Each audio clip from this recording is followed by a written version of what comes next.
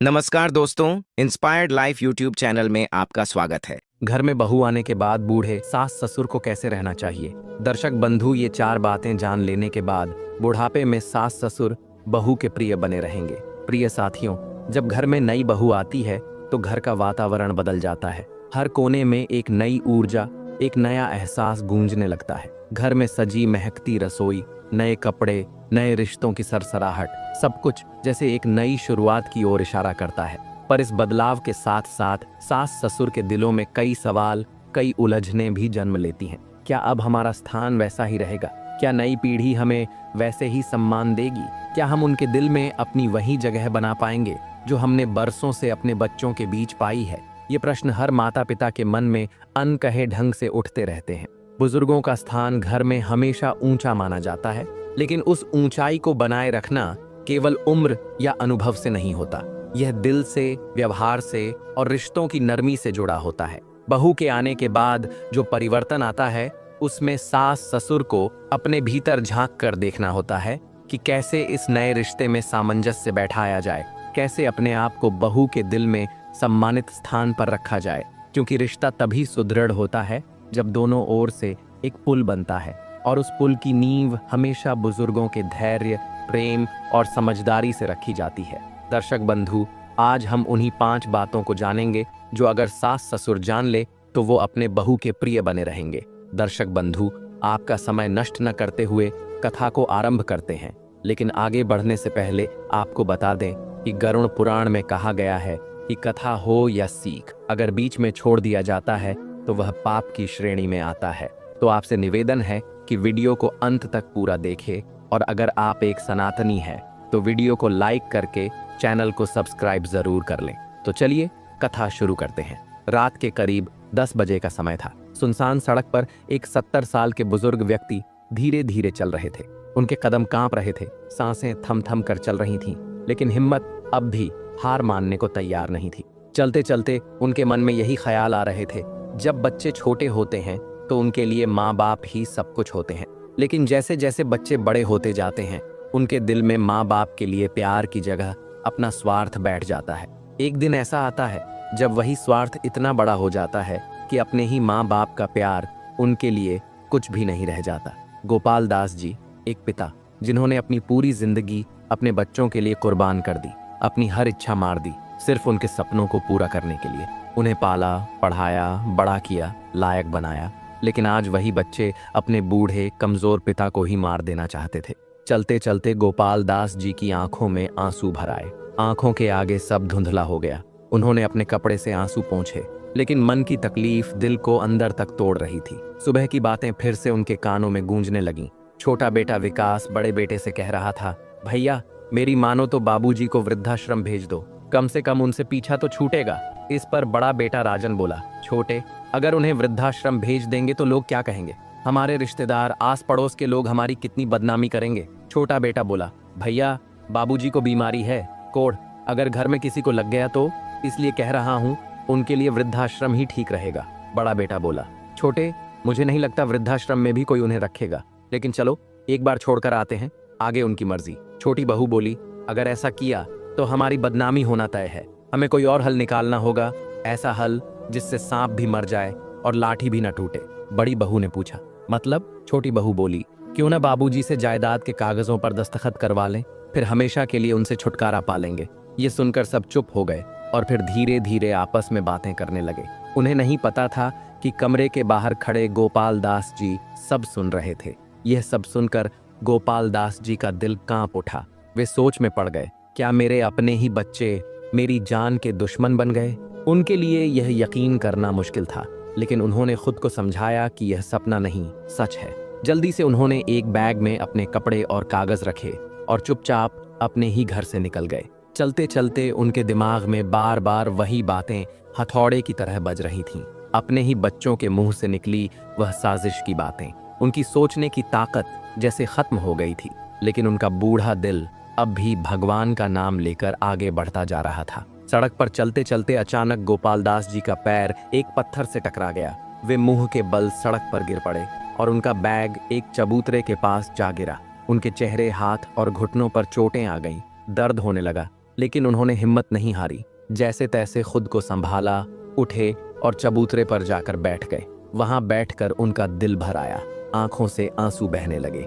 वहीं बैठे बैठे उन्हें पुराने दिन याद आने लगे, जब उनके बड़े बेटे राजन का 16 साल की उम्र में बड़ा एक्सीडेंट हो गया था। हालत इतनी गंभीर थी कि डॉक्टर ने तुरंत पैसे मंगवाने को कहा, लेकिन गांव के साधारण किसान गोपाल दास जी के पास तो पैसे थे ही नहीं। फिर भी उन्होंने हार नहीं मानी। गांव के जमींदार के पास अपने घर के कागज गिरवी रखकर कर्ज लिया, पैसों का इंतजाम किया। खुद के शरीर में खून की कमी होते हुए भी बेटे को बचाने के लिए अपना खून दिया। डॉक्टर से रो रो कर मिन्नतें की। जब बेटा ठीक हुआ तभी उनकी जान में जान आई। फिर उस कर्ज को चुकाने के लिए उन्होंने दिन रात मेहनत की, खेतों में पसीना बहाया और 1 साल बाद जाकर कहीं वह कर्ज चुकाया। लेकिन उनकी मेहनत वहां नहीं रुकी। उन्होंने और मेहनत की ताकि अपने बेटों का भविष्य संवार सकें, और आखिर में वह अपने इस काम में सफल भी हुए। अब सोचते सोचते उनका दिल तड़प उठा और अपने भाग्य को कोसते हुए वह बिलख कर रोने लगे। तभी वहां से एक वांटो गुजर रहा था। वांटो वाला रुका और बोला, क्या हुआ बाबा, तबीयत ठीक है, कोई परेशानी है क्या? गोपाल दास जी बोले, बेटा बहुत प्यास लगी है, इसलिए सांस फूल रही है। ऑटो वाले ने अपनी ऑटो से पानी की बोतल निकाली और उन्हें पानी पिलाया। फिर उसने पूछा, बाबा आपको कहीं जाना है? मैं छोड़ देता हूँ। गोपाल दास जी ने अपने हाथ में पकड़े बैग को देखते हुए कहा, बेटा मुझे बस स्टॉप तक छोड़ दे, भगवान तेरा भला करेंगे। ऑटो वाला उन्हें अपनी ऑटो में बिठाकर बस स्टॉप ले गया। वहां पहुंचकर गोपाल दास जी बस का इंतजार करने लगे। मन ही मन उन्होंने तय कर लिया था कि अब वह अपनी बाकी की जिंदगी आत्मसम्मान के साथ बिताएंगे, अपनी किस्मत का फैसला खुद करेंगे। उनके लिए बुढ़ापा कोई बोझ या मौत का पैगाम नहीं था, बल्कि यह भी एक नई जिंदगी का वरदान हो सकता था। अब वह कहाँ जाएंगे, यह खुद गोपाल दास जी को भी नहीं मालूम था। करीब आधे घंटे के इंतजार के बाद एक बस उनके सामने आकर रुकी। अपनी आगे की जिंदगी को भगवान और नियति के हवाले कर वह उसी बस में चुपचाप बैठ गए। थोड़ी ही देर में कंडक्टर उनके पास आया और धीरे से बोला, बाबा आपको कहाँ जाना है? गोपाल दास जी ने दुख भरे स्वर में कहा, बेटा मुझे खुद नहीं पता, बस जहाँ ये बस जाएगी वहीं का टिकट दे दो। इस तरह गोपाल दास जी अपने नए सफर की ओर बढ़ चले। इधर दूसरी ओर जब उनके बेटों और बहुओं को पता चला कि बाबूजी अब घर पर नहीं हैं, तो वे सब उन्हें ढूंढने लगे। पड़ोसियों से पूछा, रिश्तेदारों से पता किया, दोस्तों के पास भी गए, पर कहीं कोई खबर नहीं मिली। यह नहीं था कि उनके दिल में अपने पिता के लिए कोई चिंता थी, असल में तो वे तो उनसे छुटकारा पाना ही चाहते थे। लेकिन लालच ने उन्हें बेचैन कर दिया था। वे चाहते थे कि बाबूजी से सारी जायदाद अपने नाम करवा लें, इसलिए बेचैनी से उनकी तलाश में लगे थे। अगले दिन सुबह बस एक कच्चे रास्ते से गुजर रही थी, तभी अचानक रुक गई। शायद उसमें कोई खराबी आ गई थी। गोपाल दास जी की नींद खुली तो देखा कि सामने एक छोटा सा गांव है। उन्हें बहुत भूख लगी थी। उन्होंने मन ही मन सोचा और फिर बस से उतर गए। खुले आसमान की ओर देखकर हाथ जोड़कर बोले, हे प्रभु अब आप ही मुझे कोई रास्ता दिखाओ। उसी समय उन्हें कहीं से मंदिर की घंटियों की आवाज सुनाई दी। वे उसी ओर चल दिए। गांव के बीचों बीच माता रानी का एक सुंदर मंदिर था। वे मंदिर में गए, भक्ति भाव से माथा टेका और बाहर आकर देखा कि वहां प्रसाद बांटा जा रहा है। मंदिर के प्रसाद से ही उन्होंने अपनी भूख मिटाई और एक कोने में बैठ गए। थोड़ी ही देर में मंदिर में भीड़ बढ़ने लगी। पूछने पर किसी ने बताया कि हर सोमवार यहाँ एक एनजीओ की तरफ से स्वास्थ्य जांच शिविर लगता है, जिसमें डॉक्टर आते हैं और लोगों की मुफ्त जांच करते हैं, दवाइयां भी देते हैं। ये सुनते ही गोपाल दास जी को अपनी बीमारी याद आई। उन्होंने भी डॉक्टर से जांच करवाई। जांच के बाद डॉक्टर ने कहा, बाबा बीमारी अभी शुरुआती हालत में है, इलाज करवाओगे तो जल्दी ठीक हो जाओगे। संस्था के लोग मदद को आगे आए और उन्हें गांव के पास बने सरकारी अस्पताल ले गए। वहां अच्छी तरह जांच हुई। डॉक्टर ने दवाइयां दी और कहा, समय समय पर दिखाते रहना बाबा, भगवान की दया से आप ठीक हो जाओगे। अब गोपाल दास जी के मन में जीने की थोड़ी सी आस जगी, लेकिन फिर सोच में डूब गए। बिना पैसों के आखिर कैसे गुजारा करेंगे? चिंता में डूबे वह फिर गांव के मंदिर लौट आए। मंदिर के प्रांगण में ही एक कोने में जाकर लेट गए ताकि कुछ आराम कर सकें। अचानक एक तेज आवाज से उनकी आंख खुली। सामने देखा तो एक छोटा सा बच्चा खड़ा था, जिसकी उम्र करीब 8 साल रही होगी। गोपाल दास जी ने प्यार से पूछा, अरे बेटा क्या हुआ? बच्चा गुस्से में भौं चढ़ाते हुए बोला, यह जगह मेरी है, तुम यहाँ क्यों सोए हो? इतने छोटे और मासूम बच्चे को इस तरह गुस्सा करते देख गोपाल दास जी की हंसी छूट गई। साथ ही उन्हें अपने पोते पतियों की याद आ गई। प्यार से बच्चे के गाल सहलाते हुए बोले, अच्छा तुम्हारा नाम क्या है बेटा? बच्चा बोला, नाम तो मेरा सोनू है, लेकिन आप जितना चाहे मुझे प्यार कर लो, मैं आपको यहाँ सोने नहीं दूंगा क्योंकि यह मेरी जगह है। गोपाल दास जी मुस्कुराते हुए वहां से उठ गए। दोपहर का समय हो गया था। उन्होंने देखा कि मंदिर का पुजारी साफ सफाई कर रहा है तो वे भी उसकी मदद करने लगे। तभी सोनू फिर वहां आ गया। पुजारी ने उसे कहा, सोनू कुछ सीखो बाबा से, देखो इतने बुजुर्ग होकर भी मंदिर की सफाई में मदद कर रहे हैं। ये सुनकर सोनू ने आंखें तिरछी करते हुए बोला, हाँ हाँ, मैंने अभी अभी इनसे सीखा है कि जोर जोर से खर्राटे कैसे मारे जाते हैं। सोनू की इस मासूम बात पर गोपाल दास जी फिर से हंस पड़े। सोनू वहां से भाग गया। पुजारी जी बोले, बाबा माफ करना, बचपन में सोनू किसी को भी कुछ भी बोल देता है। गोपाल दास जी मुस्कुरा कर बोले, नहीं बेटा, मुझे उसकी बात का बिल्कुल बुरा नहीं लगा। असल में तुम्हारे सोनू को देखकर मुझे अपने छोटे पोते की याद आ गई, वह भी लगभग इसी उम्र का है। पुजारी जी थोड़ा उदास होकर बोले, बाबा सोनू मेरा बेटा नहीं है। बरसों पहले उसके माता पिता उसे मंदिर के बाहर छोड़कर चले गए थे और फिर कभी लौटकर नहीं आए। तब से यह बच्चा यहीं रहता है। हम सब मिलकर इसकी देखभाल करते हैं। स्कूल तो नहीं जाता, लेकिन इसका दिमाग बहुत तेज है। यह सुनकर गोपाल दास जी का दिल बहुत दुखी हो गया। सोचने लगे, एक तरफ उनके अपने बेटे जो बस जायदाद के लालच में अपने पिता से छुटकारा पाना चाहते हैं, और दूसरी तरफ यह छोटा बच्चा जिसके अपने माँ बाप ने ही उसे छोड़ दिया। ये दुनिया कितनी बेरहम, कितनी स्वार्थी है। सोच सोच कर उनका दिल भर आया। शाम हो चुकी थी। भूख के मारे उनका पेट कुल बुलाने लगा। पास के ही एक ढाबे पर चले गए ताकि कुछ खा सकें। बिना यह जाने कि वहां नॉनवेज भी मिलता है, उन्होंने बस रोटी और सब्जी लाने को कहा। दुकानदार बोला, बाबा एक प्लेट की कीमत 100 रुपये है। यह सुनकर गोपाल दास जी ने अपनी जेब टटोली। बड़ी मुश्किल से उनकी जेब से 80 रुपये निकले। इतने पैसों में तो खाना मुश्किल था, इसलिए वे बिना कुछ खाए ही उदास होकर मंदिर की ओर लौट आए। थोड़ी देर में सोनू मंदिर के पुजारी के पास आया और बोला, काका वह बूढ़े बाबा पास के होटल में गए थे जहां मांस मछली मिलता है, और वहां से खाकर मंदिर में आ रहे हैं। ये सुनकर पुजारी जी तुरंत गोपाल दास जी के पास आए और बोले, बाबा मांस खाकर मंदिर में नहीं आ सकते, अब आपको मंदिर के बाहर ही रुकना होगा। ये सुनकर गोपाल दास जी चकित रह गए। वे बोले, नहीं बेटा, मैंने तो वहां कुछ खाया ही नहीं। लेकिन पुजारी उनकी बात पूरी सुने बिना ही चले गए। उदास मन से गोपाल दास जी मंदिर के प्रांगण से बाहर आ गए और सोचने लगे, अब कहाँ जाऊं प्रभु। कुछ कदम आगे बढ़े तो सामने एक बड़ा खेत दिखा, जहां खेत का मालिक धान की रोपाई करवा रहा था और मजदूरों को दिशा दे रहा था। किसान का खून तो गोपाल दास जी की रगों में था। वे बोले, बेटा एक जगह पर 1-2 पौधों की ही रोपाई करनी चाहिए, उससे ज्यादा नहीं, और पौधों की कतारों के बीच कम से कम 25 सेंटीमीटर की दूरी होनी चाहिए। ऐसा करोगे तो फसल अच्छी होगी। खेत का मालिक हैरान रह गया। बोला, अरे बाबा, आपको तो खेती का अच्छा ज्ञान है, आप कहाँ रहते हैं? मायूसी भरे स्वर में गोपाल दास जी बोले, बेटा अब मेरा कोई ठिकाना नहीं। खेत का मालिक बोला, बाबा क्या आप मेरे खेत में काम करेंगे? गोपाल दास जी बोले, काम तो कर लूंगा बेटा, लेकिन अब इस उम्र में बहुत ज्यादा भाग दौड़ मुझसे नहीं होगी। मालिक बोला, बाबा आपको बस मजदूरों को समझाना है कि सही तरीके से काम करें, दौड़ना भागना नहीं। इसके बदले में मैं रोज आपको 500 रुपये दूंगा। यह सुनकर गोपाल दास जी ने खुशी से सिर हिला दिया। उसी दिन से उन्होंने खेत में काम शुरू कर दिया। शाम को जब 500 रुपये हाथ में आए तो वे बड़े आत्मसम्मान के साथ एक शाकाहारी ढाबे पर गए और अपने मनपसंद छोले चावल मंगवाए। इधर गोपाल दास जी ने पेट भरकर स्वाद लेकर खाना खाया। उधर ढाबे के मालिक ने देखा कि उनके आने के बाद ही ग्राहकों की भीड़ बढ़ने लगी। उस दिन ढाबे का कारोबार खूब चला। मालिक बहुत खुश हुआ। रहने को जगह नहीं थी, इसलिए गोपाल दास जी रात को खेत के किनारे बने एक छोटे से छप्पर के नीचे सो गए। अब हर रोज यही क्रम होने लगा। दिन में खेत का काम, शाम को ढाबे पर खाना, और उनके आते ही ढाबे पर ग्राहकों की भीड़ जुट जाती। एक दिन वे ढाबे पर खाना खाने नहीं पहुंचे तो ढाबे का मालिक बेचैन हो गया, क्योंकि उस दिन ग्राहक भी नहीं आए थे।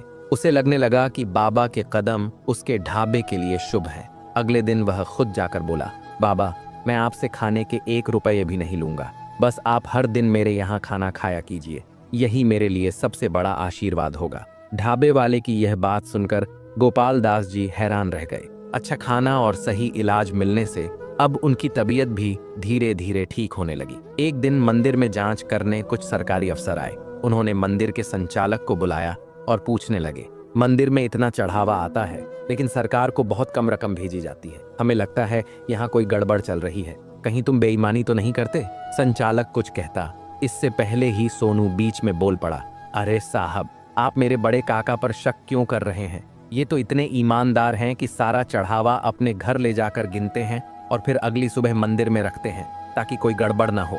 सोनू की बात सुनकर संचालक उसे घूर कर देखने लगा। बेचारा सोनू तो यह सोचकर खुश था कि उसने मदद की, पर अनजाने में वह सारा सच सबके सामने ले आया। अफसरों ने कहा, इस पर कार्रवाई होगी, और वे वहां से चले गए। अब गुस्से से तमतमाया संचालक सोनू पर टूट पड़ा, उसे बुरी तरह पीटने लगा। पुजारी ने उसे बहुत रोकने की कोशिश की, लेकिन वह नहीं माना। गुस्से में बोला, आगे से अगर यहाँ नजर आया तो जान से मार दूंगा। सोनू बेचारा डर के मारे चुपचाप अपना छोटा सा बैग उठाकर वहां से निकल गया। उसके गोल गोल गाल आंसुओं से भीग चुके थे। वह जहां बरसों से रह रहा था, उस मंदिर से उसे निकाल दिया गया था। इस बड़ी दुनिया में उसका कोई और ठिकाना भी तो नहीं था। चलते चलते वह थक गया तो आराम करने के लिए जगह ढूंढते ढूंढते उसी खेत के पास आकर बैठ गया जहां गोपाल दास जी काम करते थे। उसे उदास और परेशान बैठे देख गोपाल दास जी पास आए और बोले, अरे बेटा, तुम्हें क्या हुआ? तुम तो इतना बोलते हो, आज इतने चुप क्यों बैठे हो? चेहरा इतना उदास क्यों है? सोनू रुआन से स्वर में बोला, बाबा, भगवान जी ने मुझे मेरे किए की सजा दी है। मैंने पुजारी अंकल से आपकी शिकायत की थी ना, जिससे आपको मंदिर से बाहर जाना पड़ा, इसलिए आज मेरे साथ भी गलत हुआ। बड़े काका ने मुझे बहुत मारा और मंदिर से निकाल दिया। लेकिन बेटा, ऐसा क्या कर दिया था तुमने? गोपाल दास जी ने उसके सिर पर हाथ फेरते हुए पूछा। सोनू ने सारी बात बता दी। गोपाल दास जी ने उसके आंसू पोंछे और बोले, कोई बात नहीं बेटा, मैं भी इस दुनिया में अकेला हूँ और अब तुम भी। चलो, अब से हम दोनों साथ रहेंगे। सोनू के चेहरे पर मुस्कान दौड़ गई। अब दोनों के बीच दोस्ती हो गई। बातों बातों में सोनू ने पूछा, बाबा, आप कहाँ से आए हो? क्या आपके परिवार में कोई नहीं है? ये सुनकर गोपाल दास जी की आंखों में नमी तैर गई। वे बोले, कहने को तो भरा पूरा परिवार है बेटा, 2 बेटे हैं, बहुएं हैं, उनके बच्चे भी हैं, पर अपना कोई नहीं। मेरे अपने ही बच्चे मुझसे छुटकारा पाना चाहते थे, इसलिए मैं घर छोड़कर यहाँ आ गया। कहते कहते उनकी आंखें भर आईं और गला रुंध गया। फिर सोनू मुस्कुराते हुए बोला, अरे बाबा, उदास मत हो, मुझे देखो ना, मेरे माँ पापा ने तो मुझे बचपन में ही छोड़ दिया। मैंने तो उन्हें कभी देखा भी नहीं। क्या मैं आपकी तरह उदास हूँ? फिर आप क्यों दुखी होते हो? अब बस, आप नहीं रोओगे, अब हम दोनों मस्ती करेंगे। सोनू की मासूम और सच्ची बात सुनकर गोपाल दास जी हैरान रह गए कि इतना छोटा बच्चा आखिर इतना समझदार कैसे हो सकता है। अगली सुबह खेत के मालिक की इजाजत से उन दोनों ने मिलकर कुछ लकड़ियां इकट्ठी की और छप्पर के चारों तरफ रखकर एक छोटी सी झोपड़ी बना ली, जिसमें वे दोनों आराम से रह सकें। शाम को खेत का मालिक उनके पास आया और बोला, बाबा, अगर आपको किसी चीज की जरूरत हो तो मुझसे कहिएगा, मैं सब इंतजाम कर दूंगा। गोपाल दास जी मुस्कुराकर सोनू की ओर देखने लगे, फिर धीमे से खेत के मालिक से बोले, बेटा, सच बताऊं, जिसकी सबसे ज्यादा जरूरत थी वह मुझे मिल गई है। फिर भी अगर कभी कोई और जरूरत हुई तो मैं तुम्हें जरूर बताऊंगा। अब गोपाल दास जी और सोनू एक दूसरे का साथ पाकर बहुत खुश रहने लगे थे। सोनू भी खेत के काम में गोपाल दास जी की मदद करने लगा।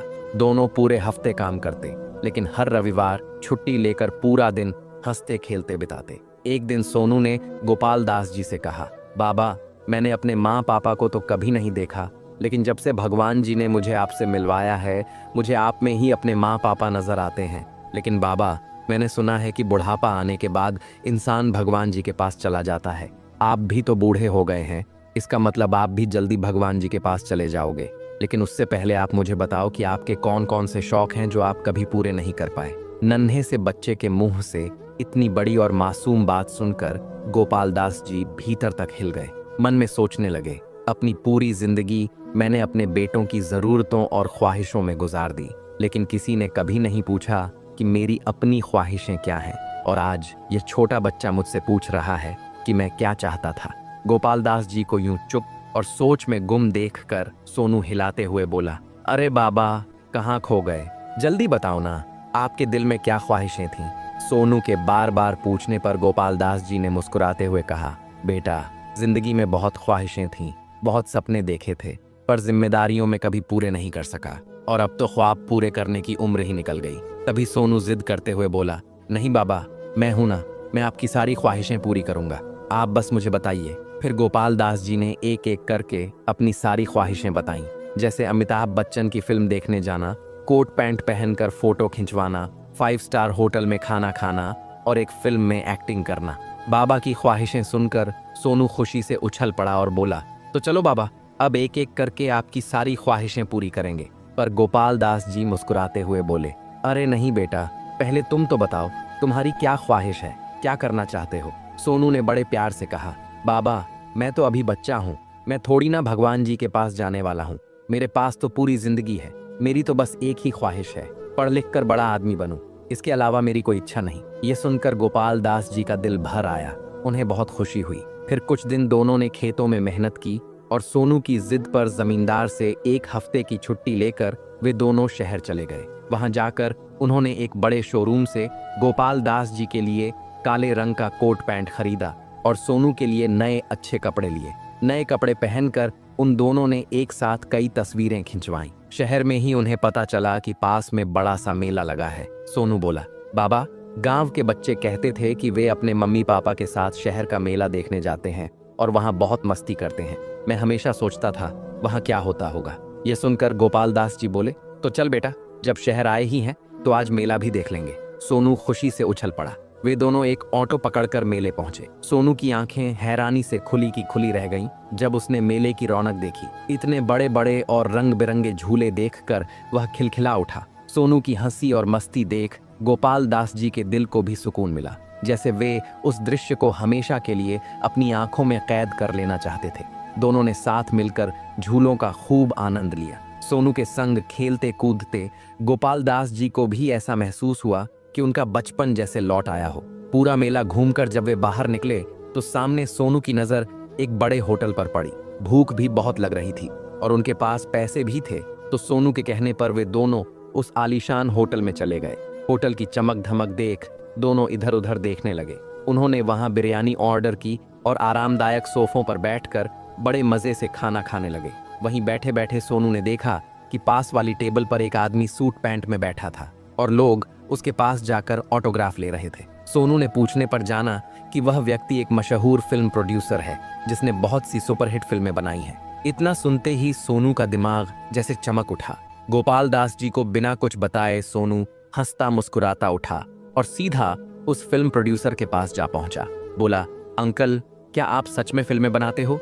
छोटे से बच्चे को ऐसे सवाल करते देख वह प्रोड्यूसर मुस्कुरा उठा और बोला, हाँ बेटा, मैंने बहुत सी फिल्में बनाई हैं। क्यों, तुम भी एक्टर बनना चाहते हो क्या? मजाक में कहे गए इस सवाल पर सोनू के चेहरे पर एक प्यारी सी मुस्कुराहट आ गई। फिर सोनू ने गोपाल दास जी की ओर इशारा करते हुए कहा, नहीं अंकल, वो मेरे बाबा हैं। उन्हें फिल्मों में एक्टिंग करने का बहुत शौक है। मैं उनकी यह ख्वाहिश पूरी करना चाहता हूँ। क्या आप अपनी फिल्म में उन्हें थोड़ी देर के लिए ले सकते हो? आपकी बहुत मेहरबानी होगी। सोनू की सच्ची बात सुनकर फिल्म प्रोड्यूसर कुछ देर सोच में पड़ गया। फिर बोला, इस उम्र के व्यक्ति के लिए मेरे पास एक छोटा सा रोल है। वो रोल एक किसान का है और उसके लिए मैं किसी असली बूढ़े किसान को ढूंढ रहा हूँ ताकि किरदार असली लगे। इतना सुनते ही सोनू खुशी से उछल पड़ा। अरे अंकल, मेरे बाबा तो किसान ही हैं। वो तो आज मेरे कहने पर कोट पैंट पहनकर आए हैं, वरना हमेशा धोती कुर्ता ही पहनते हैं। प्रोड्यूसर हंस पड़ा और सोनू को अपना विजिटिंग कार्ड देते हुए बोला, कल सुबह शूटिंग साइट पर ले आना। सोनू वह कार्ड लेकर दौड़ता हुआ बाबा के पास आया और सारी बात बड़े उत्साह से बता दी। सोनू की होशियारी पर गोपाल दास जी मुस्कुराए और उस रात उन्होंने किसी पार्क में गुजार दी। अगली सुबह वे धोती कुर्ता पहनकर उसी शूटिंग साइट पर पहुंच गए। प्रोड्यूसर ने उन्हें पास बुलाया, कुछ डायलॉग्स दिए और एक सीन शूट करवाया। काम देखकर प्रोड्यूसर बहुत खुश हुआ और उन्हें अगले दिन भी बुलाया। शाम को सोनू और बाबा एक थिएटर में अमिताभ बच्चन की फिल्म देखने गए। यह सब गोपाल दास जी के लिए किसी सपने जैसा लग रहा था। उनके चेहरे पर जो मुस्कान थी वह देख सोनू का दिल भी खुशी से भर गया। करीब 4-5 दिन की शूटिंग के बाद गोपाल दास जी को 25,000 रुपये मिले। इतने पैसे हाथ में लेकर उनकी खुशी का ठिकाना ही नहीं रहा। फिर वे दोनों गांव लौट आए। अब गोपाल दास जी ने सोनू का दाखिला स्कूल में करवा दिया ताकि वह पढ़ लिख कर बड़ा आदमी बनने की अपनी ख्वाहिश पूरी कर सके। अब तक गोपाल दास जी की सेहत भी पूरी तरह ठीक हो चुकी थी। वे दिन भर खेतों में मेहनत करते और सोनू स्कूल जाता। शाम को सोनू स्कूल से लौटकर बाबा के काम में हाथ बटाता। रह रहकर गोपाल दास जी के मन में एक ही बात आती, काश सोनू ही उनका बेटा होता। खून का रिश्ता तो नहीं था, पर एक ऐसा रिश्ता बन चुका था जो किसी स्वार्थ से परे था। बस सच्चे प्रेम और अपनत्व का रिश्ता। यूं ही दिन बीतते गए। कुछ समय बाद वह फिल्म रिलीज हुई जिसमें गोपाल दास जी ने काम किया था। उनका निभाया गया छोटा सा किसान का किरदार लोगों को बहुत पसंद आया। भले ही वह फिल्म में कुछ ही समय के लिए नजर आए, लेकिन जिस सच्चाई और दिल से उन्होंने अपने रोल को जिया वह लोगों के दिल में उतर गया। हर जगह अब गोपाल दास जी के काम की चर्चा होने लगी थी। लोग उनकी सराहना कर रहे थे। एक दिन वे सोनू को लेकर खुद भी वह फिल्म देखने थिएटर में गए। कुछ समय बाद एक और फिल्म का प्रोड्यूसर उनके गांव पहुंच गया। उनका पता पूछते पूछते सीधा उनके पास आया और बोला, बाबा, मैं अपनी नई फिल्म में आपको लेना चाहता हूं। उसने अच्छी रकम ऑफर की और तुरंत उन्हें साइन कर लिया। इस बार फिल्म में उनका किरदार बहुत अहम था। अपनी किस्मत का यूं पलटना देख गोपाल दास जी खुद भी हैरान थे। उन्होंने कभी नहीं सोचा था कि उम्र के इस पड़ाव पर उन्हें इतनी सफलता मिलेगी। कुछ समय बाद उन्होंने शहर में ही एक अच्छा सा घर खरीद लिया और गांव छोड़कर सोनू के साथ वहीं बस गए। सोनू का दाखिला भी उन्होंने एक अच्छे इंग्लिश मीडियम स्कूल में करवा दिया। इधर जब उनके बेटों और बहुओं को यह खबर लगी कि अब बाबूजी फिल्मों में काम कर रहे हैं और खूब पैसा कमा रहे हैं, तो वे लोग उनका पता पूछते पूछते उनके नए घर तक पहुंच गए। वहां पहुंचकर वे चौंक गए। बाहर बड़ी सी नेम प्लेट लगी थी जिस पर उनका नाम लिखा था और रंग बिरंगे बल्बों की रोशनी में घर जगमगा रहा था। दरवाजे की घंटी बजाने पर गोपाल दास जी बाहर आए। उनके पीछे सोनू भी दौड़ कर आया। अपने बेटों को चौखट पर खड़ा देख गोपाल दास जी हैरान रह गए। बड़ा बेटा राजन रोते हुए बोला, पिताजी, आप हमें छोड़कर कहाँ चले गए थे? हमने आपको कहाँ कहाँ नहीं ढूंढा। आपने हमसे अपनी सेवा का हक क्यों छीन लिया?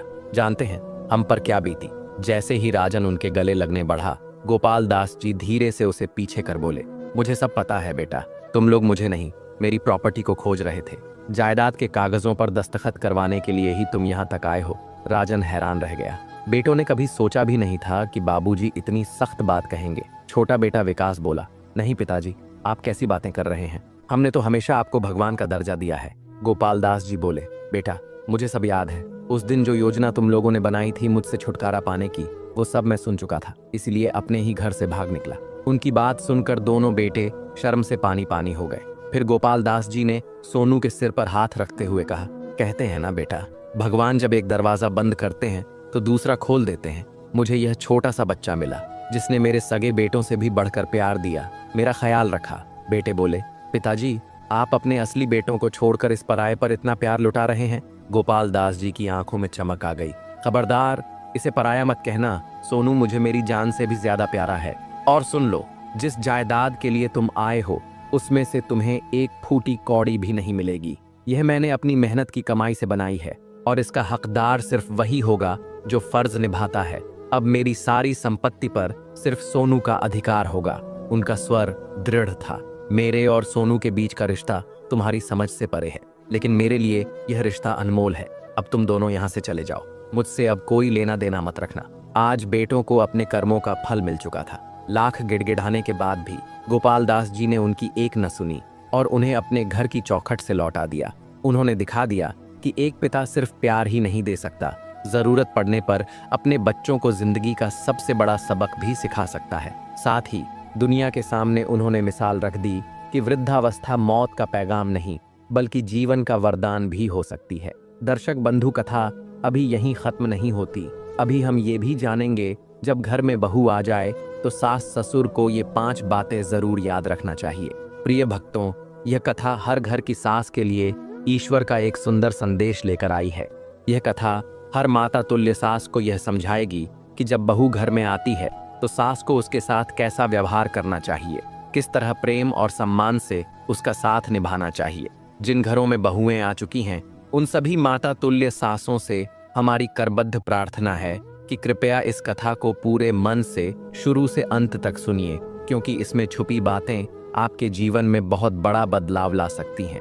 भक्तों, आज हम आपको इस कथा के माध्यम से 5 अनमोल बातें बताएंगे। यदि कोई भी सास इन 5 बातों को अपने जीवन में उतार ले, उन्हें दिल से अपना ले, तो विश्वास मानिए, उसके और बहू के बीच कभी कोई झगड़ा नहीं होगा। सास अपनी बहू से हमेशा प्रेम करेगी और बहू भी अपनी सास की प्रिय बनकर उसकी सेवा करेगी, समय से भोजन देगी, सम्मान देगी और घर में हमेशा प्रेम का वातावरण बना रहेगा। हे माताओं, यह निवेदन है कि आप इस कथा को सुनिए और इन 5 बातों को जीवन में अपनाइए। जब आप बहू की प्रिय बनकर रहेंगी तब आपका बुढ़ापा सुख शांति में बीतेगा। बहू आपकी देखभाल करेगी और आपको उसकी ओर से कोई दुख या कष्ट नहीं मिलेगा। तो आइए हे प्रिय भक्तों, अब हम इस कथा को शुरू करते हैं और जानते हैं कि भगवान के आशीर्वाद से हमें इस कथा के माध्यम से कौन कौन सी अमूल्य सीखें मिलती हैं। कृपया अंत तक हमारे साथ बने रहिए और यदि आपने अभी तक हमारे चैनल को सब्सक्राइब नहीं किया है तो कृपया सब्सक्राइब कर लीजिए और बेल आइकन जरूर दबा दीजिए, क्योंकि आपका एक सब्सक्राइब हमारे लिए अत्यंत महत्वपूर्ण है। आइए बिना देर किए अब हम आगे बढ़ते हैं इस कथा की ओर, प्रभु का स्मरण करते हुए। प्रिय भक्तों, एक समय की मधुर बात सुनिए। एक छोटे से गांव में एक सेठ जी रहते थे। प्रभु की कृपा से उनका छोटा सा व्यापार था। उनके जीवन में उनकी पतिव्रता धर्मपत्नी थी, जिनसे उनका बड़ा प्रेम था। दोनों ही जीवन को बड़े प्रेम और भक्ति भाव से जीते थे। सेठ जी जब जब अपने व्यापार के लिए दूर गांवों में जाते तब उनकी धर्मपत्नी यानी सेठानी पूरे घर का भार श्रद्धा और प्रेम से संभालती थीं। सुबह से शाम तक घर की सेवा में लगी रहती थीं। उनका जीवन ऐसे ही भगवान की कृपा से सुखपूर्वक कट रहा था। हे भक्तों, जैसा प्रभु की रचना में होता है, हर मनुष्य चाहे वह पुरुष हो या स्त्री, उसके भीतर अनेक गुण होते हैं, लेकिन 1-2 अवगुण भी छुपे रहते हैं। जैसे अगर किसी के भीतर बहुत सारे गुण हैं तो एक अवगुण उसमें मिल ही जाता है, और अगर कोई सब अवगुणों से भरा हो तो उसके भीतर भी एक गुण छुपा होता है। बस यह जानना और देखना दूसरों पर निर्भर करता है। प्रिय भक्तों, उस सेठानी जी के भीतर भी एक अवगुण था, उनका झगड़ालू स्वभाव। वह अपने पति से तभी झगड़ती थीं जब वह व्यापार से लौटकर घर आते थे। 2-4 दिन प्रेम से बीतते, फिर कोई न कोई बात पर झगड़ा शुरू हो जाता। कभी कहती यह काम नहीं किया, कभी कहती वह काम नहीं किया। सुबह से शाम तक उलाहना देना, बहस करना उनका स्वभाव बन गया था। परंतु जब सेठ जी व्यापार के लिए बाहर होते तब वह बहुत प्रेम से घर में रहती, कोई झगड़ा नहीं करती। यह उनके स्वभाव की एक चूक थी, एक भूल थी। भक्तों, समय बीतता गया और ईश्वर की असीम कृपा से सेठानी के गर्भ से एक सुंदर पुत्र का जन्म हुआ। उस पुत्र रत्न के जन्म से सेठ जी और सेठानी दोनों ही अत्यंत प्रसन्न हुए और सेठानी जी बड़े मन से, श्रद्धा से अपने पुत्र का पालन पोषण करने लगी। धीरे धीरे वह पुत्र बड़ा होता गया। एक दिन सेठ जी ने अपनी धर्मपत्नी से कहा, हे प्रिय, जब मैं व्यापार के लिए बाहर जाता हूँ तो बहुत सी कठिनाइयां आती हैं, कई प्रकार के कष्ट उठाने पड़ते हैं, और आजकल तो व्यापार में लाभ भी नहीं हो रहा है, उल्टे घाटा लग रहा है।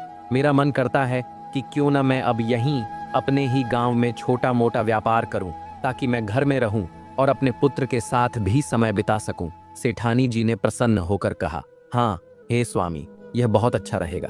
आप यहीं गांव में व्यापार करिए, घर पर रहिए और अपने बेटे के साथ थोड़ा समय भी बिताइए, प्रेम भी करिए। प्रिय भक्तों, वही हुआ जैसा प्रभु की लीला में बंधा था। सेठ जी ने अपने ही गांव में एक छोटा सा व्यापार शुरू कर लिया। सुबह होते ही वह अपने काम के लिए निकल जाते और जब शाम को लौटकर घर आते तो सेठानी जी फिर से किसी न किसी बात पर झगड़ा शुरू कर देती। मगर सेठ जी बहुत सरल, सीधी आत्मा के सज्जन पुरुष थे। वह इसे ईश्वर की इच्छा मानकर अपनी पत्नी से कुछ भी उल्टा नहीं कहते, न तो कोई बुरा शब्द बोलते, न मारपीट करते। बस बड़े प्रेम से समझाने की कोशिश करते।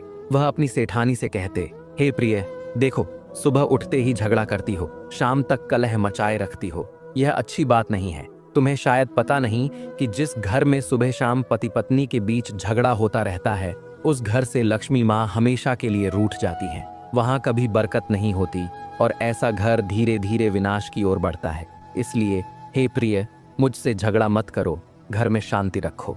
लेकिन सेठानी जी उल्टा उत्तर देती और कहती, अरे अपना ज्ञान अपने पास रखो, मुझे कोई समझाने की जरूरत नहीं है, मैं खुद समझदार हूँ, तुम्हें ज्यादा बड़ा ज्ञानी बनने की जरूरत नहीं। सेठ जी चुप हो जाते, मन में सोचते, कोई बात नहीं, झगड़ने दो, एक दिन तो स्वयं समझ जाएगी, और वे अपने छोटे से धंधे में फिर से जुट जाते। उनका बेटा धीरे धीरे बड़ा हुआ और देखते देखते जवान हो गया। जब सेठ जी ने देखा कि बेटा अब विवाह योग्य हो गया है तो वे अपनी पत्नी के पास जाकर बोले, हे प्रिय, हमारा बेटा जवान हो गया है, क्यों न हम इसका विवाह कर दें। सेठानी जी खुश होकर बोली, अरे यह भी कोई पूछने की बात है, मैं तो खुद चाहती हूँ कि जल्दी से जल्दी बहू आ जाए जो हमारी सेवा करे। आप बस जल्दी से अच्छी लड़की देख लीजिए और विवाह करा दीजिए। सेठ जी बोले, ठीक है, तुम चिंता मत करो, मैं किसी अच्छी कन्या को देखूंगा और जब सही लगेगा उसके पिता से बात करूंगा। भक्तों, फिर सेठ जी अपने काम में लग गए, साथ ही आसपास ध्यान भी रखने लगे कि कोई सुंदर संस्कारी कन्या दिखे। एक दिन ऐसा ही हुआ। सेठ जी की नजर एक सुंदर और अच्छी लड़की पर पड़ी। उन्होंने पता लगाया कि वह किसकी पुत्री है, कहाँ रहती है। पता चला पड़ोस के ही गांव में उसकी रहनवारी है। फिर क्या था, सेठ जी उसी कन्या के पिता के घर पहुंचे, उनसे मिलकर अपनी बात रखी और कहा, हे भाई, कृपा करके अपनी पुत्री का विवाह मेरे पुत्र के साथ कर दीजिए। यह मेरा एकमात्र बेटा है। लड़की के पिता तैयार हो गए और विवाह का रिश्ता तय हो गया। तय समय पर विवाह की तिथि आई और सेठ जी ने अपने पुत्र को दूल्हा बनाया, बारात सजाई और भक्ति भाव से बारात लेकर कन्या के गांव की ओर प्रस्थान किया। प्रिय भक्तों, बहुत ही हर्ष और उल्लास के साथ उस सेठ जी के पुत्र का उस सुंदर कन्या के साथ विवाह संपन्न हुआ। भगवान की कृपा से वह अपनी नवविवाहिता बहू को लेकर बड़े प्रेम से अपने घर लौटे। जैसे ही बहू ने घर में प्रवेश किया, सेठ जी अपनी पत्नी यानी सेठानी जी को अकेले में ले जाकर बड़े नम्र भाव से समझाने लगे। सेठ जी ने कहा, हे प्रिय, आज तक तुम हमसे हर छोटी बड़ी बात पर झगड़ती रहीं, सुबह शाम कलह करती रहीं। मैंने हमेशा धैर्य रखा, तुम्हारी बातें सहन करता रहा। कभी तुम्हारे ऊपर कोई जोर जबरदस्ती नहीं की, न मारपीट, न कटु वचन कहे। इस घर में तुमने जैसा चाहा वैसा किया।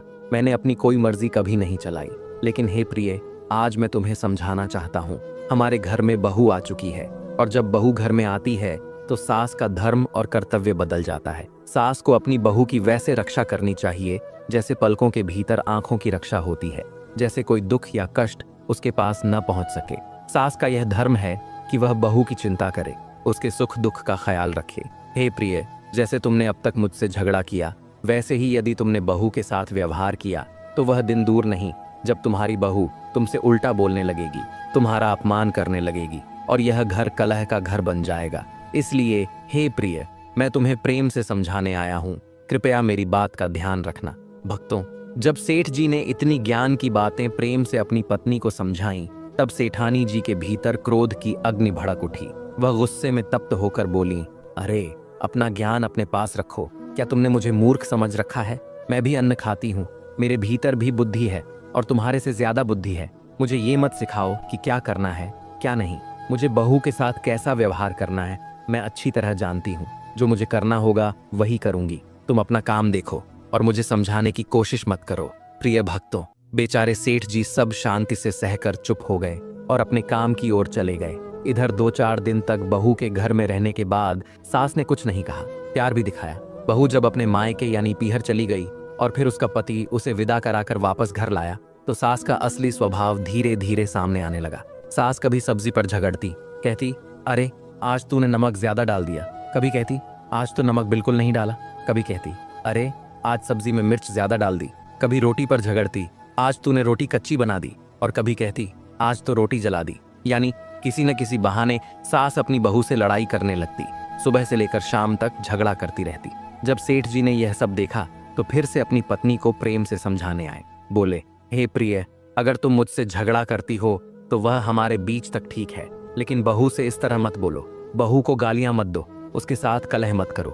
ये तुम्हारे लिए आगे चलकर अच्छा नहीं होगा। लेकिन भक्तों, उस सासू माँ यानी सेठानी का स्वभाव जरा भी नहीं बदला। वह फिर गुस्से में बोली, अरे मैंने कहा ना, तुम मुझे बार बार समझाने की कोशिश मत करो। क्यों बार बार हमें सीख देने चले आते हो? सेठानी अब अपने पति सेठ जी से ही उल्टा झगड़ने लगी, यहाँ तक कि उन्हें गालियां देने लगी। सेठ जी ने विनम्रता से कहा, हे प्रिय, बहू के सामने इस तरह मेरा अपमान मत करो। अगर बहू देखेगी कि तुम अपने पति को ही अपशब्द कहती हो, उसका अपमान करती हो, तो वह क्या सोचेगी? वह यही मानेगी कि यह कैसी सासू माँ है जो पिता समान ससुर का सम्मान नहीं कर पाती। यह तुम्हारे लिए भविष्य में हानिकारक होगा। कृपा करके बहू के सामने ऐसा मत करो। लेकिन भक्तों, जैसा कहते हैं, जो स्वभाव से कठोर, जो प्रकृति से क्रोधी होता है, चाहे स्त्री हो या पुरुष, वह अपनी आदत से कभी नहीं बदलता। उस सेठानी के कानों में अपने पति की एक भी बात नहीं घुसी, उसने कोई ध्यान नहीं दिया। इधर सास रोज अपनी बहू से झगड़ती रही और बेचारी बहू मन में सोचने लगी, हे ईश्वर, मैंने अपनी माँ को छोड़कर यह नया घर अपनाया और यहाँ सास माँ ने हमें इतना दुख, इतनी गालियाँ, इतना अपमान दिया जितना हमारी जन्म देने वाली माँ ने कभी नहीं दिया। मैं कैसे इन हालातों में जीवन बिताऊंगी? यह सोचकर प्रिय भक्तों, वह बहू बहुत दुखी रहने लगी और उसके मन में करुणा और पीड़ा भरने लगी। प्रिय भक्तों, एक दिन उस दुखी बहू ने अपने पति सेठ के बेटे से कहा, हे स्वामी, इस घर में मैं ऐसे कैसे रह पाऊंगी? तुम्हारी माताजी रोज मुझसे झगड़ा करती हैं, गालियां देती हैं। तब उस लड़के ने अपनी पत्नी से कहा, हे प्रिय, हमारी माताजी बूढ़ी हैं, उन्हें कहने दो, तुम चुप रहा करो। भक्तों, वह लड़का जानता था कि जब उसकी माता अपने पति यानी सेठ जी की नहीं मानती थीं, तो उसकी क्या सुनेंगी। इधर वही सासू माँ रोज बहू को अपमानित करती रही, गालियां देती रही और बहू बेचारी सब सहती रही। धीरे धीरे समय बीतता गया और एक दिन ऐसा आया जब सेठ जी का निधन हो गया। जब सेठ जी का देहांत हुआ, उनका पुत्र अंतिम संस्कार की सारी विधि पूरी श्रद्धा से करने लगा। बहुत सारे रिश्तेदार घर आए। कई दिन तक घर पर रिश्तेदारों का आना जाना लगा रहा। तब तक सासू माँ ने अपनी बहू से कोई झगड़ा नहीं किया, न कोई उल्टा सीधा कहा।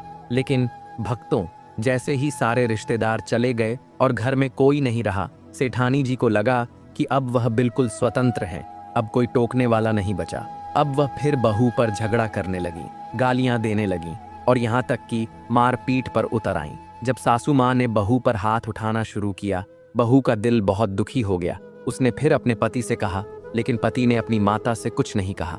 भक्तों, उस बहू के मन में एक दिन बहुत बड़ा विचार आया। वह समझ गई कि अगर ऐसे ही सहती रही तो जीवन काटना मुश्किल हो जाएगा। वह चालाक भी थी, बुद्धिमान भी थी। उसने सोचा, अब समय आ गया है कि इस सासू माँ को सबक सिखाया जाए। अगर कल यह फिर मुझसे झगड़ा करने आएगी तो मैं इसे उल्टा जवाब दूंगी।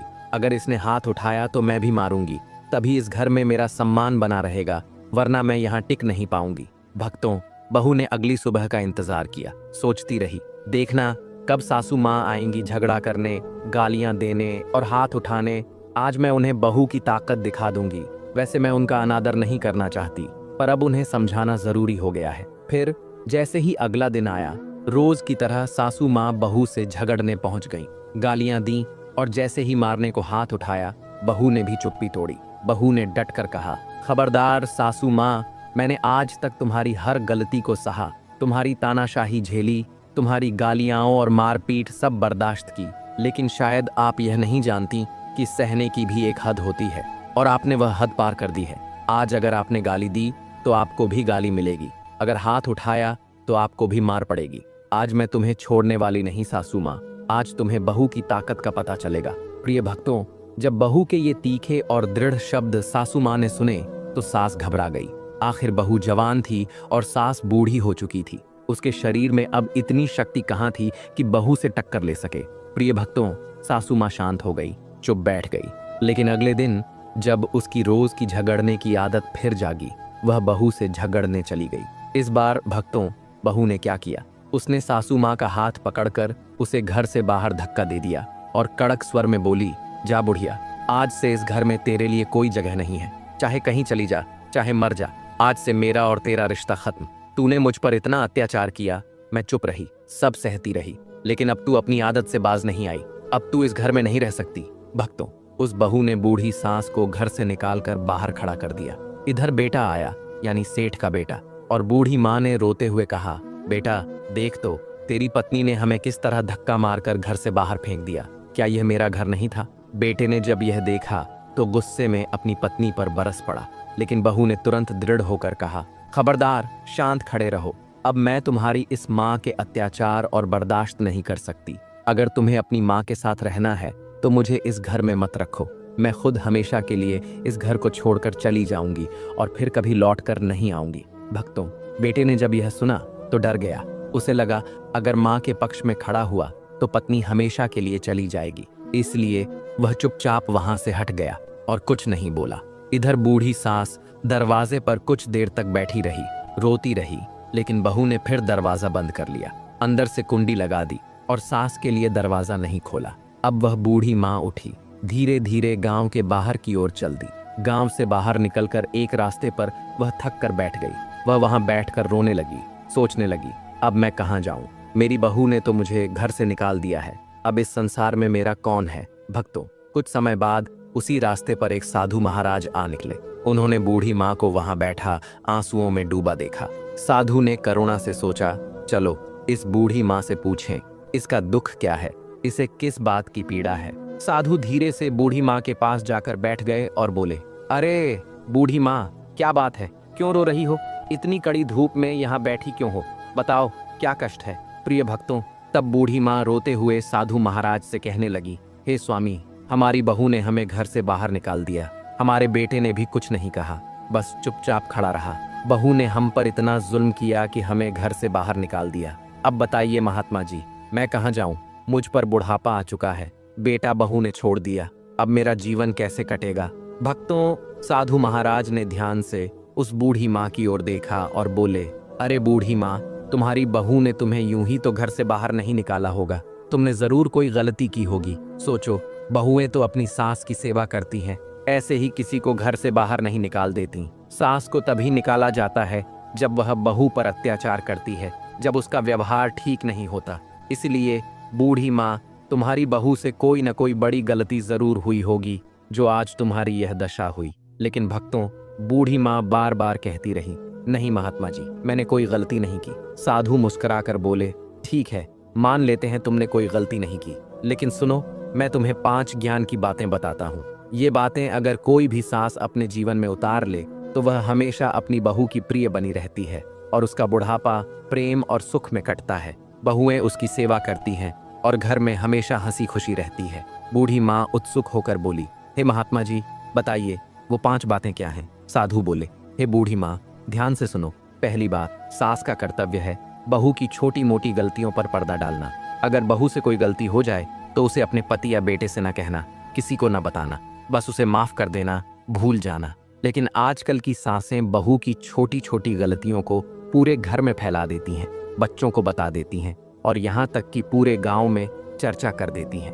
जब बहू की छोटी गलती सबके सामने उजागर हो जाती है तो बहू दुखी होती है, सास से जलने लगती है और फिर सेवा और प्रेम करना छोड़ देती है। अगर सास बहू की छोटी गलतियों को छुपा ले तो बहू उसकी सेवा में लग जाती है और दोनों के बीच प्रेम बना रहता है। साधु फिर बोले, हे बूढ़ी माँ, दूसरी बात, सास को हमेशा बहू का पक्ष लेना चाहिए। आजकल क्या होता है, बहू और बेटे में झगड़ा हो जाए तो सास हमेशा बेटे का पक्ष लेती है, बहू को डांटती है, बहू की गलती निकालती है। लेकिन सोचो, जिस तरह वह बेटा तुम्हारा लाडला है, उसी तरह बहू भी किसी की लाडली है। वह अपनी माँ को छोड़कर आई है इस उम्मीद में कि ससुराल में उसे एक दूसरी माँ मिलेगी। लेकिन जब सास बेटे की तरफ होकर बहू को अपमानित करती है तो बहू के दिल पर कितना कष्ट होता है और वही बहू धीरे धीरे सास से कटने लगती है, सेवा बंद कर देती है और सास से नफरत करने लगती है। अगर सास बहू का पक्ष ले, उसे समझे, उसे अपनी बेटी माने तो बहू उसका आदर करती है, उसकी सेवा करती है और सास उसकी प्रिय बन जाती है। प्रिय भक्तों, साधु कहता है, हे बूढ़ी माँ, मेरी तीसरी बात ध्यान से सुनो, बहू को आज़ादी देना। आपने देखा होगा, अधिकांश सासें अपनी बहू को आज़ादी नहीं देती। जब बहू कहती है, सासू माँ हमारे साथ बाजार चलो, हमें कुछ सामान लाना है, तो सास डांट देती है, कहती है, नहीं, तू बाजार नहीं जाएगी, जो मंगवाना है अपने पति से मंगवा ले या मैं खुद ला दूंगी। अगर बहू अपने मायके जाना चाहती है तो भी सास मना कर देती है, कहती है, नहीं, तू मायके नहीं जाएगी, यहीं रहेगी, रोज रोज मायके की रट मत लगाया कर। भक्तों, जो सास अपनी बहू को न बाजार जाने देती है, न किसी धार्मिक स्थल पर, न मायके में जाने देती है, उससे बहू दुखी हो जाती है, सास से नफरत करने लगती है और एक दिन उसकी सेवा करना भी छोड़ देती है। साधु कहता है, हे बूढ़ी माँ, चौथी बात सुनो, बहू के साथ समय बिताना। सास का धर्म है कि वह अपनी बहू के पास कुछ समय बैठे, उसका हालचाल पूछे, उसके दिल की बातें सुने। बहू चाहती है कि उसकी सास उसके पास कुछ देर बैठे ताकि वह अपने मन की बात कह सके और सासू माँ से कुछ सीख सलाह ले सके। जो सास अपनी बहू के साथ समय बिताती है, उसके साथ प्रेम से बैठती है, उससे बहू का प्रेम और बढ़ता है। बहू सास से और ज्यादा प्रेम करने लगती है, सेवा करती है। लेकिन जो सास अपनी बहू से दूर रहती है, समय नहीं देती, वह बहू सास से नफरत करने लगती है और कभी कभी गलत रास्ते पर भी जा सकती है, क्योंकि उसे समझाने वाला कोई नहीं रहता। मायके में तो माता पिता समझाते हैं, लेकिन ससुराल में सास ससुर ही समझाते हैं। अगर सास ही दूर हो जाए तो बहू कहाँ जाएगी? ऐसे में एक दिन सास को पछताना पड़ता है, उसकी इज्जत भी खत्म हो जाती है और सेवा भी नहीं मिलती। तो चौथी बात, हे बूढ़ी माँ, यह है कि सास का धर्म है कि वह अपनी बहू के साथ समय बिताए। साधु कहता है, और अब सुनो मेरी पांचवी और अंतिम बात, अपने बेटे को आज़ादी देना। हे बूढ़ी माँ, एक माँ का कर्तव्य होता है कि अपने बेटे को भी आज़ादी दे। कई माताएं अपने बेटे को आज़ादी नहीं देती, जब बेटा बाहर जाकर धन कमाकर लाता है तो माँ सब अपने हाथ में ले लेती है। बेटे के पास कुछ नहीं बचता जिससे वह अपनी पत्नी की इच्छाएं पूरी कर सके, कोई जरूरत का सामान ला सके या अपनी पत्नी के साथ बैठकर प्रेम की बातें कर सके। हे बूढ़ी माँ, ऐसी गलती कभी नहीं करनी चाहिए। इससे बेटे और बहू के बीच में दुश्मनी हो जाती है। माँ का धर्म है कि वह अपने बेटे को आज़ादी दे ताकि वह अपनी पत्नी को खुश रख सके, उसे घुमा सके, उसकी ज़रूरतें पूरी कर सके। यही माँ का सच्चा धर्म और कर्तव्य है। प्रिय दर्शकों, ये 5 बातें सुनकर वह सास बैठकर रोने लगी। अब अपने कुकर्मों पर पछताने लगी और साधु से कहने लगी, हे स्वामी जी, जो आपने ये 5 बातें बताई हैं, ये 5 बातें मेरे भीतर तो बिल्कुल भी नहीं थीं। न मैंने कभी अपनी बहू की छोटी मोटी गलतियों पर पर्दा डाला, न कभी उसकी पक्ष ली, न उसे आज़ादी दी, न उसके साथ समय बिताया और न अपने बेटे को कभी आज़ादी दी। ये 5 बातें मेरे भीतर नहीं थीं और यही कारण है कि आज मेरी बहू ने मुझे घर से निकाल कर बाहर फेंक दिया। ये सब मेरे ही कर्मों की सज़ा है। प्रिय भक्तों, अब वह बूढ़ी माँ अपने कर्मों पर बैठकर रोने लगी। उधर साधु ने उसे समझाया, आप चिंता मत करो, आप अपने घर जाइए और अपनी बहू से क्षमा मांग लीजिए। सास ने कहा, हाँ, अब मैं अभी जाती हूँ और अपनी बहू से क्षमा मांगूंगी और इन 5 बातों को अपने जीवन में उतारूंगी और अपनी बहू से बहुत प्रेम करूंगी। दोस्तों, उधर जब बहू ने सुबह गुस्से में अपनी सास को घर से निकाल दिया था और जब उसका गुस्सा ठंडा हुआ तो बहू भी पछताने लगी। वह सोचने लगी, मैंने बहुत बड़ी गलती कर दी जो अपनी सासू माँ को घर से बाहर निकाल दिया। उस बहू की आंखों में भी आंसू आ गए। बेचारी रोती हुई अपनी सास को ढूंढने के लिए भागी। गांव के बाहर पहुंची तो उसने देखा कि उसकी सास एक साधु के पास बैठी है। बहू दौड़ कर गई, अपनी बूढ़ी माँ यानी सासू माँ के पैरों में गिर गई और कहने लगी, हे सासू माँ, मुझे माफ कर दो। मैंने क्रोध में आकर आपको सुबह घर से निकाल दिया। ये मेरी बहुत बड़ी गलती थी। आप चलिए, घर पर चलिए, मैं आपकी सेवा करूंगी। आज के बाद मैं आपको घर से कभी बाहर नहीं निकालूंगी। दोस्तों, बहू का ऐसा प्रेम देखकर सास की आंखों में और उस साधु की आंखों में भी आंसू छलक आए। फिर साधु ने उस बूढ़ी माँ से कहा, देख लिया, तुम्हारी बहू तुमसे कितना प्रेम करती है और फिर भी आज तक तुमने अपनी बहू को दुख दिया, उस पर तानाशाही दिखाई। सबसे बड़ी गलती अगर किसी ने की है तो वो तुमने की है बूढ़ी माँ। तुम ही सबसे बड़ी अपराधी हो जो बहू के साथ ऐसा व्यवहार करती रही। दोस्तों, वह बूढ़ी माँ फूट फूट कर रोते हुए अपनी बहू को गले से लगा लेती है। फिर साधु से सास और बहू आज्ञा लेते हैं कि अब वे अपने घर लौट रहे हैं। साधु आशीर्वाद देता है और कहता है, जाओ हे बूढ़ी माँ, इन 5 बातों का विशेष ध्यान अपने जीवन में रखना। तुम हमेशा अपनी बहू की प्रिय बनकर रहोगी और तुम्हारा बुढ़ापा हंसी खुशी से कटेगा। यह हमारा वादा है। साधु को प्रणाम करके और आशीर्वाद लेकर बहू अपनी सासू माँ को लेकर अपने घर चली आती है। फिर हंसी खुशी में सास, बहू और बेटा तीनों प्रेम से रहने लगते हैं और अपनी जिंदगी को प्रेम में बिताते हैं। तो दोस्तों, ये थी कहानी एक सेठ, सेठानी, बहू और सास की, जिसमें एक साधु ने वो 5 ज्ञान की बातें बताईं जो हर सास को अपने जीवन में उतारनी चाहिए। जो सास ये 5 बातें सीख लेती है वह अपनी बहू की तरफ से अपार प्रेम पाती है, सेवा पाती है और हमेशा उसकी प्रिय बनी रहती है। इससे उसका बुढ़ापा बड़े चैन और प्रेम में बीतता है। यही इस कहानी की सीख है। प्रिय दर्शकों, हमें उम्मीद है कि आपको ये कहानी अच्छी लगी होगी। अगर अच्छी लगी हो तो कृपया कमेंट बॉक्स में अपनी कीमती राय जरूर देना और अगर हो सके तो अपने दोस्तों में भी शेयर करना ताकि उन्हें भी इस कहानी की और इन 5 बातों की जानकारी मिल सके, जिससे उनके घर में भी सास बहू का झगड़ा खत्म हो और प्रेम बना रहे।